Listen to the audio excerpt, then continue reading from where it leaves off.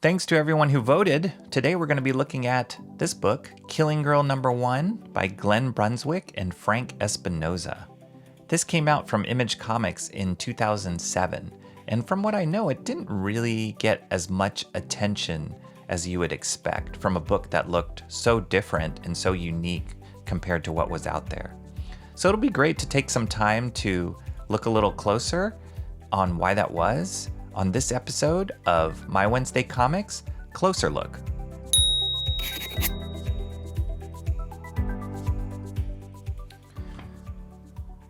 Killing Girl #1. Here we go. So Glen Brunswick writing, Frank Espinosa, the artwork. Immediately from this cover, it grabs you. The colors are bold with the reds and the yellows. The use of inks is so loose and gestural. It's very impactful, this cover. It doesn't look like what you would expect from normal mainstream comics. The category I could think of, it's Sin City, maybe like a little bit like Sin City, but that kind of impact on this cover.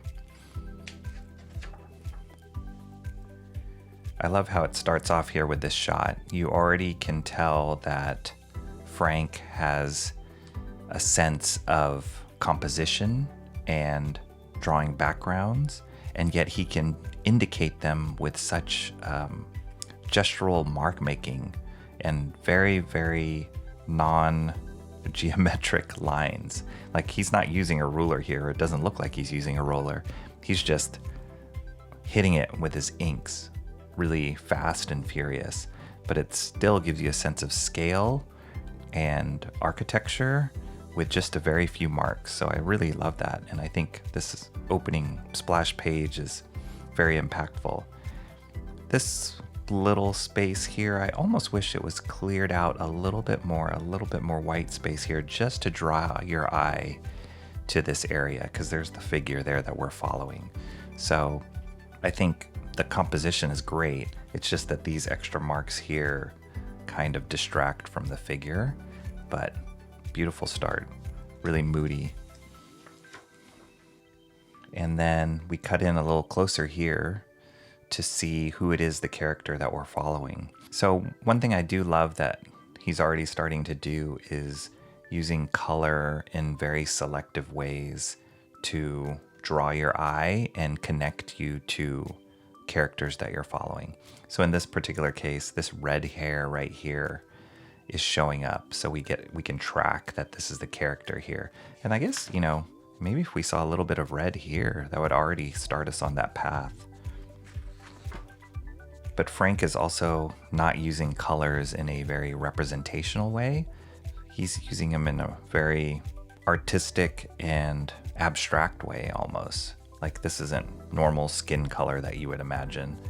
You wouldn't imagine people's teeth and eyes being colored this yellow color, these highlights being it. So it's not naturalistic by any means. So it really gives Frank's style a unique perspective. I love how you can see the wash, the ink washes here. So it's not just hard, stark black inks like, say, again, like a Sin City, but you can see the bleed. And I don't think it's in this issue, but definitely in issue 2 of this same book, Frank uses that really effectively to show kind of a faded back memory, like literally faded back in the art, but also in the story. Like, I love this kind of stuff that Frank does, where we don't even see the outline of the leg, but he's using the contours of this fishnet stockings or whatever it is she's wearing to show us the dimensions of her legs. It's a really beautiful, again, Frank Miller comes to mind when I think of this kind of stuff. It's like they rely a lot on the reader's brain to fill in the details as opposed to drawing it literally for us to see. Again, we track the red hair here. I think without the red, we'd be a little lost. I mean, there's only like 12 lines here indicating background. Without that red, we wouldn't know that's the back of her head. But when he puts it in, we instantly know that that's kind of what we're looking at. And Frank uses a lot of open lines in his artwork that bleed into the background. So I think his use of color is important to give us clarity in what he is drawing. Sometimes I feel like some of these panels, some of these drawings need a little bit more clarity in that sense. But when it works really well. Like here, you know, he doesn't draw the top of the guy's coat or shoulder or here. He's just showing us like these interior fold lines and shadows, but you get it. You can kind of see where his form is without having it to be spelled out. It's a beautiful character design there. Wonderful face. He kind of sets it up that this girl makes it past this guy and she's like, hey, I'm gonna go see my husband. Let me through. And he's like, oh yeah, sure. But then he catches her and holds a gun up to her head. And he's like, you're lying to me. He catches her in her lie. This panel is amazing. Great impact. I feel like this is like a Kirby style dynamic kick where the burst line is really strong here. The guy's like almost folded in half backwards. He's getting kicked so hard and her leg is all the way stretched out. It's a beautiful gesture. Really nice like swing back to kick. I wish we saw the red here. And that's something I'll mention later, but I kind of wish that red is just always connected to this girl as opposed to missing it out here. This panel right here, it took me a second to understand what was going on, and this is a case where Frank's open lines not closing in forms kind of, you get a little bit lost here of where she begins and where the guy ends and what she's doing. I get it after a while, like she's kneeing him here. And another thing that Frank does is he doesn't draw panel borders all the time. Sometimes he uses the color, like these blocks of color here, to indicate us a panel. Sometimes he'll use gaps in the gutters, like white gaps here like this. But when you have so much open lines and gesture and impact, and it kind of bleeds into each other, sometimes you lose orientation of what you're looking at. I think one of the things I love about Frank's work is I liken it to impressionistic painting. He's not drawing the literal, realistic, naturalistic thing. He's giving you the impression of the motion, the kick, the impact, and the drama here. Like this is an amazing dramatic moment here. Yes, this is the ground, and he's giving us like semi-perspective lines of the ground, but it's just like really aggressive lines.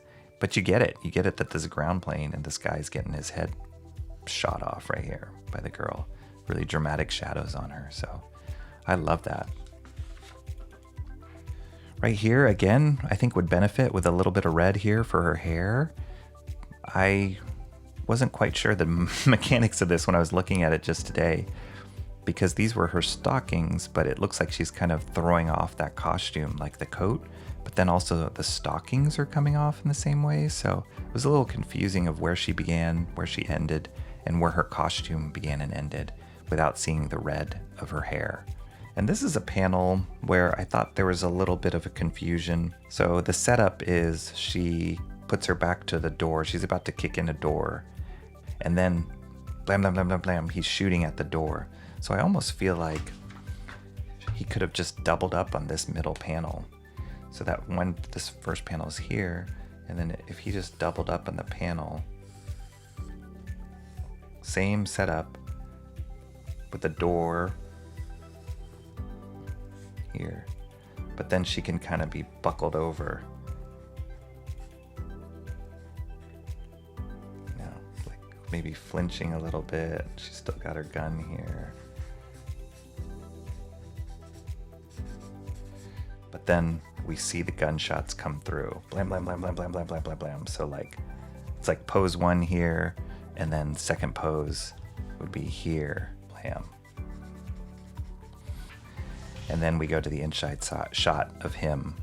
Because right now this is like a screen direction change here, and it's like these gunshots are happening and she's not even flinching. So I thought that was an interesting choice. I wasn't quite sure why he chose that. I love this guy with the super long nose, like rat nose. I love the change in color for the interior. And then here, I almost feel like this could have been flipped, and it would have been, you would have followed the screen direction more. So her back is to the door. If we redid the panel, like I was saying, blam, blam, blam, blam, blam, blam, blam, you know that she is going to go from left to right, screen left to right. And then this guy, this is a straight on shot, but here he should be facing right to left. So if he just flipped this, and the edge of the desk was here, and he is looking this way, hiding behind the desk. He's got his gun here. So then we always know that like he's looking this way and she's looking, this is that same middle panel there. She's looking this way, her gun. We'd get that clear screen direction of that way and this way. Because right now it flips and he's looking this way and she's facing that way. Feels like if she's shooting this way, where's he? So that was a little bit with the confusion. I love this. This is such an unnatural pose, but it's so impactful and really cool. And it's almost like we don't even know what her costume is, but you can see the form of her chest and her legs and her abdomen here, just with the quick ink lines that Frank puts down. So this is awesome. It's an amazing, amazing gesture. And then chaos ensues, gunshots, beautiful pose here of the girl. However, we're missing her red hair. And there's red hair for the blood. I get it from the blood of him getting shot, but we lose her red hair here, and I'm not quite sure why he made that choice. Same here. It'd be awesome if we saw the red here, just to kind of solidify the fact that that is the main girl. The red's back here. These sound effects here, I thought it was somebody yelling, and it was written in a similar way of the blam, so I was confused. I thought she heard somebody yell, but then it was in front and bleeding off this panel. So I wasn't quite sure what was going on until I flipped the page here, and this was a little bit confusing. So I almost feel like after I was looking at it closely, this was a shot. This is an overhead shot looking down. And so the girl's here looking back. I would have loved to see the red hair here. And then it would be cool if like we saw like the edge of a window or something, just to make it clear she's looking down in a window. And then this is the perspective of building looking down. And then these are cars. So it would have been cool if they were a little bit clearer. Like they're super gestural here, but we kind of get lost. The story point of it gets lost that she's looking down at these police cars. So that's what the E noise was. There's no sound effect here. So I almost feel like comic style, you need like a wee-oo, wee-oo, wee-oo, or something sound effect. Different, written differently, lettered differently than this blam. You have wee-oo, wee-oo, wee-oo, wee-oo here, and then wee-oo, wee-oo, wee-oo, wee-oo here to connect them all together about these police coming. Then she gets out on the ledge and jumps. Pretty awesome. These like really quick hits of ink to give us speed lines. And here she's flying down. It's nice motion here. And then she's swinging back here, but there was no indication in between that she had a grappling hook or what. So I think we need like some sort of inset panel. That would be cool to have like an inset panel of like the grappling hook in her hand or something, just to give us an indication that she's about to throw this hook. And then she swings, crashes into a window, and then where is she here? I'm assuming this is here, this kind of figure here, but it would just be cleared up if we had some red, hits of red for her hair, connecting her to here, looking up. It would be red here, red here, red here. It'd be awesome. Kind of, it would all connect together here. So, I mean, Frank is definitely making these very clear choices, monochromatic colors, and it sets a mood. It's really successful about setting a mood and a style. But I think for the sake of clarity, it would be nice to have some sort of consistency there. I love this guy. One of the things I noticed too, and I feel like is probably a strong influence on Frank's work, in particular with this series, is Dick Tracy. I think of Dick Tracy when I look at some of his character designs. They have this like classic yet very exaggerated feel to them. It works really well with Frank's style. And then here, it'd be nice to see it. We see a little bit here, but here, like red hair here, red hair here, red hair here. She's watching him this whole time, and we see it with this hit of yellow, but it would be nice if the red showed up here. Then we get to this flashback sequence. So she's tracking this guy. She's like, this is her mark right now. And she's tracking him, and she sees a stoplight and goes into this flashback sequence, which Frank indicates with the red, monochromatic red. It took me, again, because there's no clear delineations in the panel borders, it took me a little bit of figuring out what was going on here. But right here are two kids in the back seat, two sisters in the back seat, and they're fighting. And what happens between this panel and this panel is it's a 180 shift, which already is a little bit jarring, if the camera switches from one side to the other, crosses the 180 degree line. Because it's all monochromatic, I didn't track which girl was which here. I almost felt like, oh, this girl has the same hairstyle as here, but it's actually reversed. A reverse shot here. So one of these girls is her as a kid, and it's her sister. They introduced that she has a sister. So it would, again, be nice if the red carried through here. Maybe her sister, if her sister has red hair as well, not clear, to distinguish the difference between the two girls in this very gestural style would probably have been easily achieved by hairstyle. So one girl could have had maybe like more messy hairstyle or shorter hair, and the other one could have had longer hair or straight hair or whatever if they were both redheaded. If they're not both redheaded, then, you know, just hitting the reds on that main girl would have worked fine. So then we come back into reality here. The colors shift again. This should be the red hair girl. Here again, red hair, because she's talking to him. Here again, red hair, red hair. See, it's here.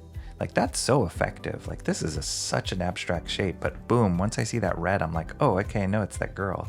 But for some odd reason, it's left out here. In the story, we're introduced to the sister, and come to find out that sister is married to the mark, the hit that this assassin, killing girl, is following. There's the tension. There it is. He thought that she was his wife.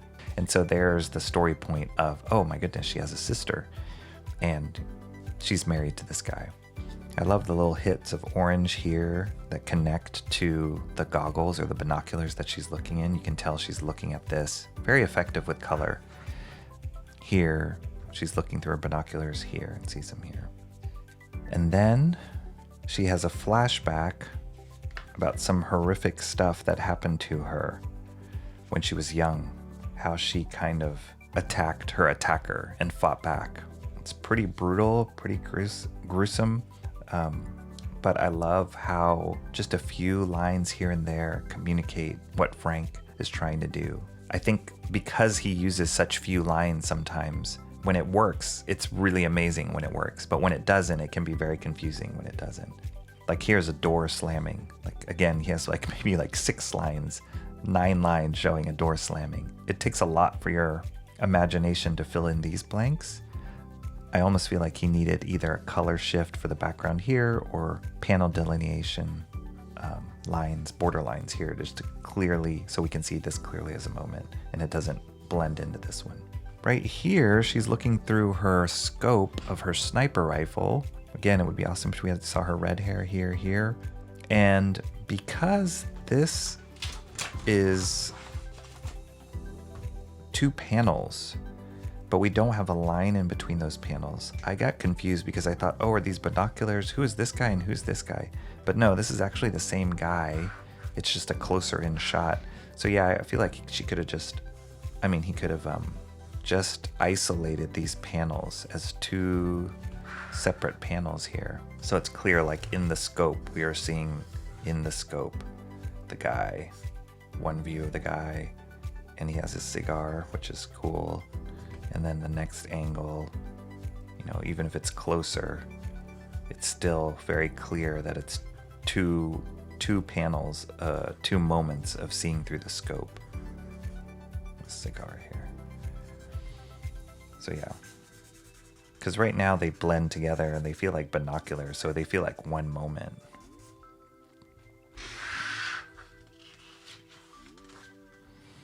This is an incredible panel of him getting shot in the head and just bleeding out all over the place. He's got a cigar here. Really cool. Frank's color choices are so unique. They're almost like primary colors, and it's just the feel of them as opposed to tracking necessarily from panel to panel. Because this same guy, he's yellow here and he's green here and gray here. So yeah, it's kind of all over the map a little bit, but it has such a striking feel. And then she jumps to attack the guy. So she basically shoots two of the people, and the one last guy, that Mark, is still alive, sees him in her gun, and she attacks him. And now she's wearing a different costume. So we're missing a moment here where she either puts the costume on, because we have no idea who this person is visually, but her hair is showing out here a little bit. So that at least gives us a little bit of indication. I love these action panels here that Frank draws. I love this is the kind of moments, because it's so fast paced and we're going like just impact to impact. It really doesn't matter what he's drawing in the background. He's just following the action and following the gesture. And for this kind of thing, I think his style works really well. It's a great moment here. Gets cut and drops to his knees and kind of bleeds out. It'd be nice if we had the red hair here. We'd know it's her immediately. Red hair here. And then here's the last panel. And this, I don't know why we're missing out the red hair. Like right here would be so striking. So cool. It's really funny that they put this ad right next to this. Like, this is Michael Cho. And I mistakenly on the live stream said this was Frank Cho. And then I switched. I said, no, it's Michael Cho. But then it was funny because I looked at the beginning, and I guess Frank Cho did a variant cover, and then Michael Cho did the pinup, which is this. So how confusing is that? But yeah, it's weird that they put this right next to this end panel, because it almost feels, without any like indication that this is a pinup or whatever, it almost like, wait, is this part of the story? Or and that's the end. That's the end of the first issue. There's Killing Girl. So Frank drew, I guess I should have pulled these out of the plastic, but he drew the first 2 books of this. It's a 5-issue series. And then he continued drawing the covers, but another artist by the name of Toby Cypress took on art duties interior art duties. This is Toby's style right here. He has a totally different style than Frank. Maybe we'll talk about that in another stream. So Frank only did the first 2 issues of Killing Girl. These 2. There you go. Killing Girl. So if I had to rate this book on a scale of 1 to 5, for story, I'd give it a 3. I like these kind of stories, assassins and the backstory of being trained at a very young age. In this particular case, the way the writing was definitely had a noir, hard-boiled sensibility about it with narration, and I like that. I like that kind of writing. I think where the story is going is in unfolding in a nice pace, talking about her childhood, having a sister she never know, and it leaves you a little bit questioning like what's going to happen next. So I think that's pretty successful as far as the story concerned. On a scale to 1 to 5 for world or genre, I'd say I would give this a 3 as well. I like the world that they build. I like the time period that it takes place in, the setting, in the dregs of the city or corporate world. I think it feels a little bit more stylized versus realistic, which is awesome, and a lot has to do with other factors in this book. For the characters, I would also give this one a 3. I like the main character, and I like her sister, and I like her Mark, the one guy that she didn't assassinate at the end. I think that trio is going to be an interesting dynamic that plays out in the rest of the series. And then all the secondary characters have that exaggerated Dick Tracy feel to them, which is pretty cool. So yeah, I like that for characters. And for art, I would give this a 4, solid 4. I think maybe I'm a little bit biased, but I really love Frank Espinosa's work. Again, probably because I've worked with the guy before, but it just has an energy and it just doesn't look like any artist out there. Even now, it has an impressionistic quality to it. It makes you feel something as opposed to see it, which is such a unique way of storytelling in comics. Sure, there are some parts which made it harder to understand in certain spots, but I wouldn't sacrifice that for the amount of energy and just raw artistry that went into it. So there you go, Killing Girl #1 by Glen Brunswick and Frank Espinosa. I hope you guys enjoyed that. Hope you liked looking at it a little bit closer. Thanks to everybody who took the time to vote to pick this book for the review. It's great to see a book that is not necessarily one that I picked up on Wednesday, but just one from my collection that you guys were interested in learning about more. So maybe that'll happen next week, who knows? But stay tuned, definitely like if you like this content, subscribe if you haven't already subscribed, and comment. I'd love to know what you guys think about this review and the book in general, and just spread the word. We'll do this again next week, and until then, see you later.